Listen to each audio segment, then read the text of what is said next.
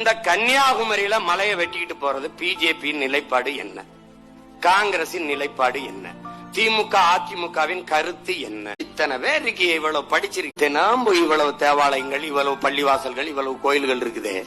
அறிவார்ந்த பெருமக்கள், என் இன சொந்தங்கள், நீங்க யோசிச்சு பாரு. மேற்கு தொடர்ச்சி மலை எங்கு தொடங்குது? கேரளா. அங்கிருந்தா நமக்கு மலை வருது. விழிங்கன் துறைமுகம் யாருக்கு?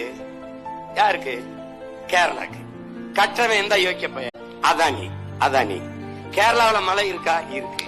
துறைமுகம் யாருக்கு? அவனுக்கு. ஏன் அந்த மலையை வெட்டி கட்டல? இதான கேள்வி. இதான கேள்வி. ஏன் வெட்டல சொல்றேன். அங்க நல்ல ஆத்தாளுக்கு அப்பனுக்கும் பிறந்தவன் அங்க தலைவனா இருக்கான். இங்க நான் சொன்னதான் அவன் சொன்னா, அவனை வழக்கு போட்டு உள்ள. ஏன்னா என்னை அச்சப்படுத்துறான். உன் தம்பியை தொட்டுட்டேன், அடுத்து நீ தான் தொடு. இந்த நிலம் எனக்கு சிக்கிச்சு, நீ செத்த.